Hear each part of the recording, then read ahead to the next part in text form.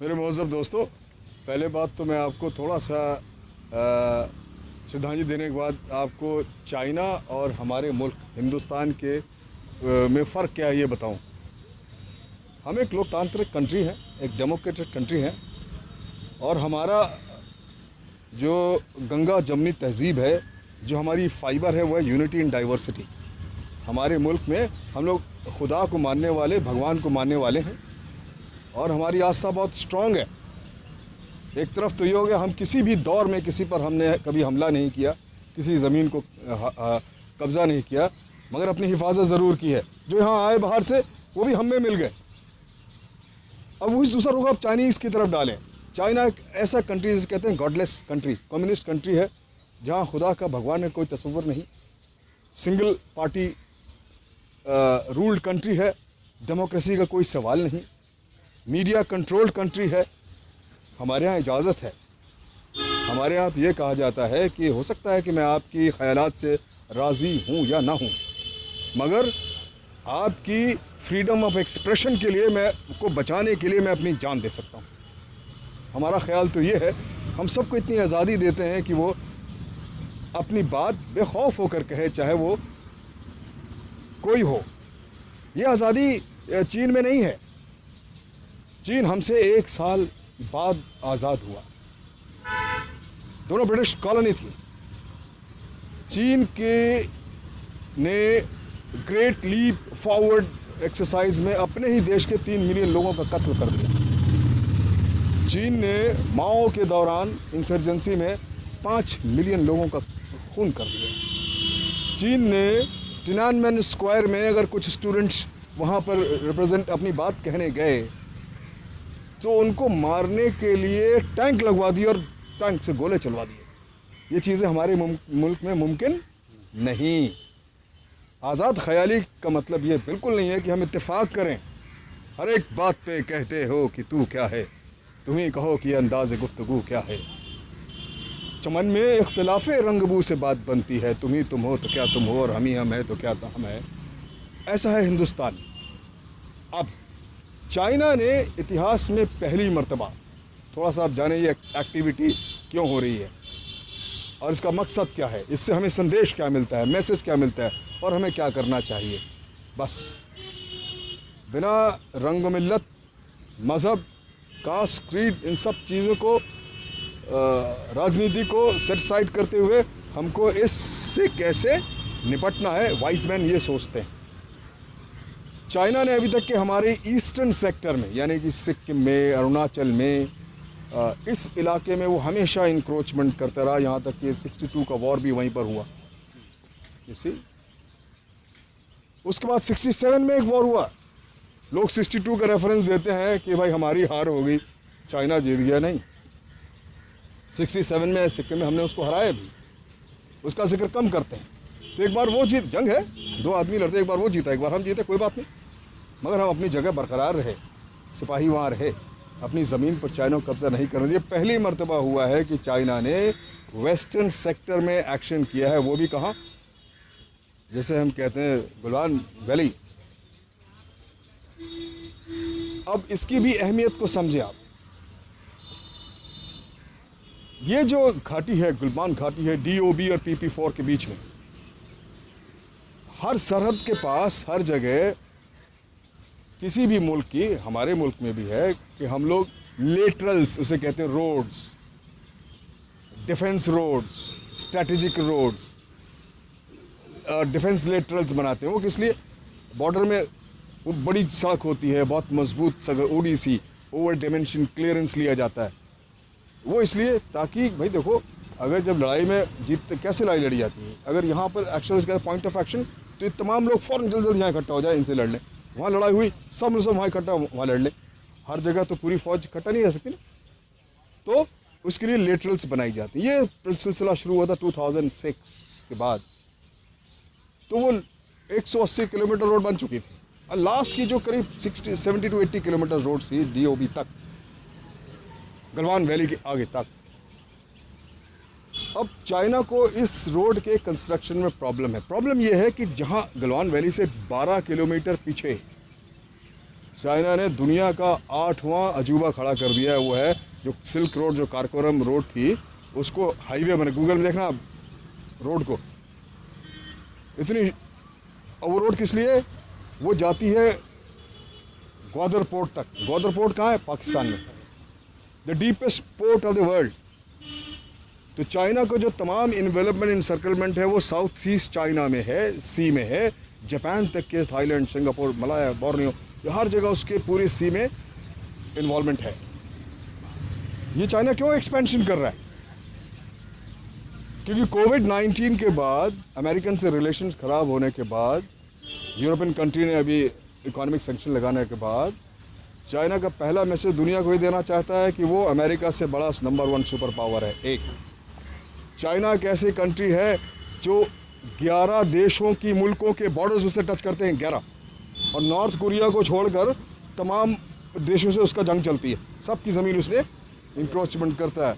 और उसको ताइवान में, तिब्बत में, इंडिया, ऑल ओवर।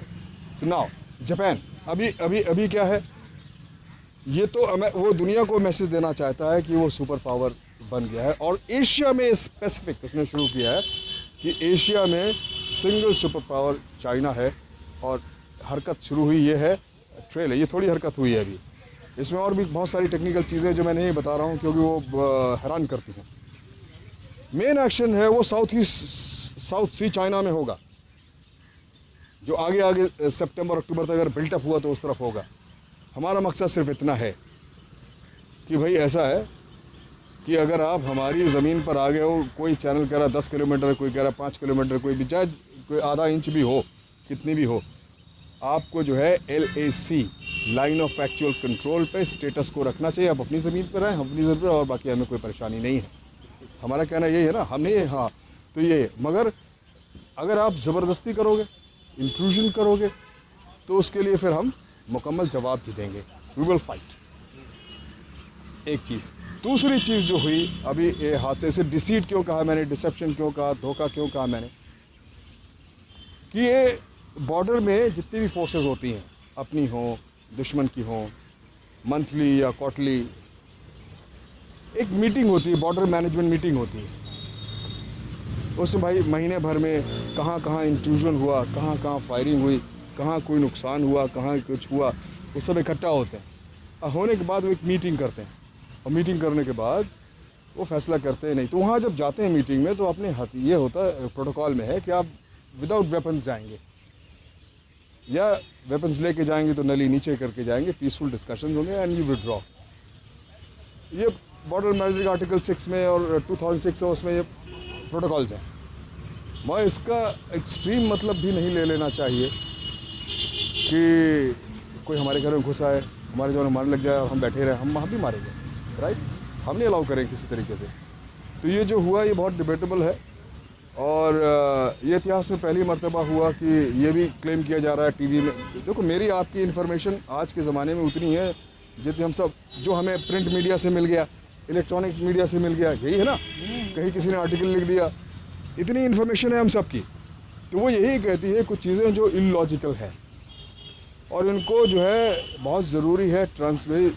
चाइना में तो चाइना अपनी लड़ाई 3 स्तर पर लड़ता है। चाइना के बारे में आप जानें, जो PLA है, people's liberation army, PLA normal फ़ौज की तरह नहीं, हमारी फ़ौज की जो पूरी डिसिप्लिन आर्मी है, वो अपने हर रूल को मानती है, ऑर्डर्स को ऊपर से आने पे मानती है, पॉलिटिकल जजमेंट्स को पूरी तरह मानती है, अपनी मर्जी नहीं चलाती है ना। मगर चाइना में क्या है, चाइना 3 लेवल पे लड़ाई लड़ता है। पहला तो उसका है इंफॉर्मेशन वॉरफेयर। इसी वो आपको उसे कहते हैं use this your system to strangle you. वो आपके ही सिस्टम से आपको गला दबाने की कोशिश करता है। वो क्या है, उसे मालूम चला कि भैया हमारे देश में फ्री मार्केट है, अच्छा, तो वो क्या करेगा, इतना सस्ता सामान पूरे देश में दे देगा कि बाकी सबका काम ही बंद हो जाएगा। चीप क्वालिटी में अगर कोई 5 रुपए की पेंसिल मिलती है, उसने 25 पैसे में दे दी, तो 5 रुपए कौन खरीदेगा? पूरे देश की इकोनॉमी डावाडोल। तो पहला तरीका है, तो उसने हमारे ही सिस्टम को एक्सप्लॉइट किया, हमारे गला दबा दिया। एक उसको फ़ायदा हुआ।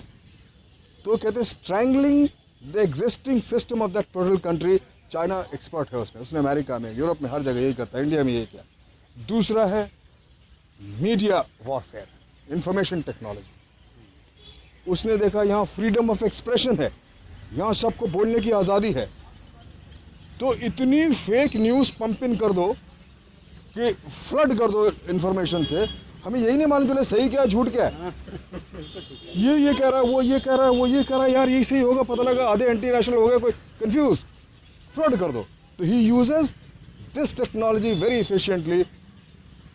ये दोनों चीज़ें चाइना में पॉसिबल नहीं है क्योंकि वहाँ मीडिया कंट्रोल, आपकी आवाज़ दबा के रखा हुआ, आप उनके सिस्टम से घुस नहीं सकते, सिंगल पार्टी कोई अपोजिशन है ही नहीं है, जिसको मर्जी पसंद नहीं आया मार दो, ये क्या तरीका है, ठीक है, मगर उनका तरीका है, हमारा तो नहीं है ना।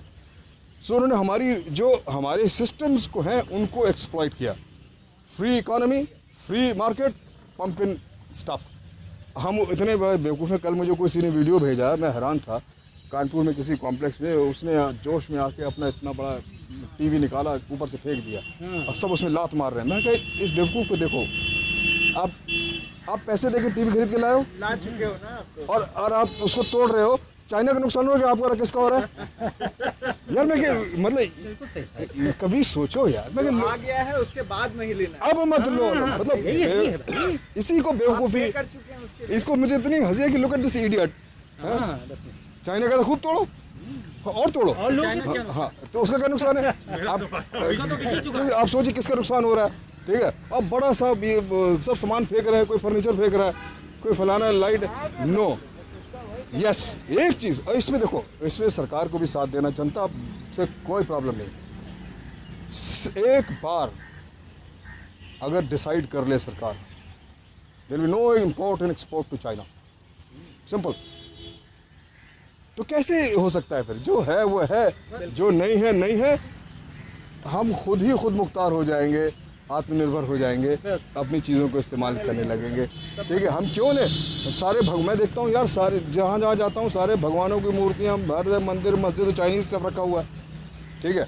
सो ये हम सब ने फैसला करना है कि किसी भी तरीके से 3 लेवल पे, तो मैंने पहले बताया आपको, ये strangling the system, information warfare, media, और तीसरा है फिर है मिलिट्री मेथड। और मिलिट्री मेथड में है कॉन्फ्रंट्रेशन। उसमें किसी भी हाल में सबसे बुरी लड़ाई होती है आमने सामने की लड़ाई। अब वो ज़माने गए, तलवार लेके मैं वस्ती जी से लड़ूंगा और गोली चलाऊंगा, नो, मुझे वस्ती जी को बर्बाद करना है तो मैं इनका कारोबार ख़त्म कर दूंगा, इनकी रोज़ी ख़त्म कर दूंगा, ये बेचारे अपने आप ही घुटने पे आ जाएंगे, दैट्स ऑल। इसी तो वो ज़माने गए। तो मिलिट्री जब वॉरफेयर होती है उसमें बहस की कोई गुंजाइश नहीं होती, उससे ऑब्जेक्टिव होता है, दैट इज़ जीत। जीतना है, एक दूसरे को डिस्ट्रॉय करना है, एनिहिलेट करना है, आखिर दम तक ख़त्म करना है, और वो आखिरी रिसॉर्ट होना चाहिए। इसीलिए मुझे लगता है कि मैं कुछ भी नहीं हूँ, हमारे एक से एक इंटेलेक्चुअल है हमारे देश में, बड़े बड़े ओहदों पे लोग हैं, सरकार है, फंक्शनल बड़ी लोकप्रिय सरकार है, डेमोक्रेटिक इलेक्टेड गवर्नमेंट है। वो मुझसे बहुत कहीं ज़्यादा मुझको लगता है कि अभी जो है ये यूनिलेटरल डिप्लोमेसी ये किसी काम की नहीं। ये कैसे हो सकता है? एक मंत्री आज फाइनेंस मिनिस्टर है, कल परसों डिफेंस मिनिस्टर है, परसों कॉमर्स मिनिस्टर है, फिर नर्सों एजुकेशन मिनिस्टर, से मालूम क्या उसको यार, what does it you know. और आर्मी जो है एक स्किल है। अगर मुझको एक मशीन चलाना नहीं आती है और तुम मुझे वहाँ पे GM बना दो तो मैं क्या करूँगा? मैं उसी का इंतज़ार करूँगा जब मेरा टेक्नीशियन आएगा, बताएगा कि ये फ्यूज़ लगाओ तब चलेगी, वरना खड़े रहो। इसलिए अभी जो हमारी डिप्लोमेसी, मेरी सलाह मुझको लगता है कि they should have normal diplomacy, not in isolation, अकेले नहीं होना चाहिए, बल्कि मिलिट्री डिप्लोमेसी के साथ होना चाहिए। उसमें हर हालत में मिलिट्री का इन्वॉल्वमेंट होना चाहिए ताकि सही आकलन हो सके। इंडियन आर्मी किसी भी हालत में, मैं इसलिए नहीं कर रहा हूँ कि मैं सोल्जर हूँ, इंडियन आर्मी दुनिया की सबसे बेहतरीन आर्मी में से एक है। मुझे कोई शक नहीं है, हमारे जवान सब ये रूरल इंडिया से आते हैं, गांव से आते हैं, छोटी छोटी जगह से आते हैं, जान हथेली पर रख के। कोई गलत कहते हैं लोग जो कहते हैं कि वो तो फौज में है, मरने के लिए भर्ती है, तो कोई नौकरी मरने के लिए नहीं करता है। कोई नौकरी में कॉन्ट्रैक्ट नहीं होता कि यू हैव टू डाई। कौन सा जॉब में होता है? नो, वो बेइज्जती करता है उस जवान की, उस जवान नौकरी इसलिए करता है ताकि वो अपने बॉर्डर्स की हिफाजत कर सके, सरहदों की हिफाजत कर सके, ताकि जो देशवासी हैं वो अपने हर शौक़ को बेखौफ पूरा कर सके, वो आराम से चैन की नींद सो सके। आप इंजीनियर बन रहे हैं, डॉक्टर बन रहे हैं, फलाने बन रहे हैं, कैसे बन रहे हैं? क्योंकि आपको मालूम है कि हमारा घर सिक्योर्ड है। अगर आपको खतरा हो जाए, कोई भी आ सकता है, कोई भी जा सकता है, यकीन मानो आप कुछ नहीं कर सकते। वो हमारी अल्टीमेट लास्ट सिक्योरिटी है। उसको इस नज़रिए से he is paid to protect the nation, he is paid not to give his life but to take the enemy's life who anybody wants to intrude in the borders of the country. तो इसे महज नारेबाजी और एक दूसरे को चिल्ला के डाउन करना, नहीं करना, अपने आप को दूसरे से बेहतर साबित करना, ये सब चीज़ें लफाजियों से कुछ हासिल होने वाला नहीं। परों को खोल, ज़माना उड़ान देखता है, ज़मीन पर बैठ के क्या आसमान देखता है। Open your damn wings and take a flight. बैठे बैठ के क्या देखते हो मेरे दोस्त? I just only wish and hope कि गुजर ही जाएगा इंतज़ार का मौसम। We have waited for very long. बहुत करीब है अब तो बाहर का मौसम। We shall win, we shall one day make this Chinese on their knees. Thank you very much.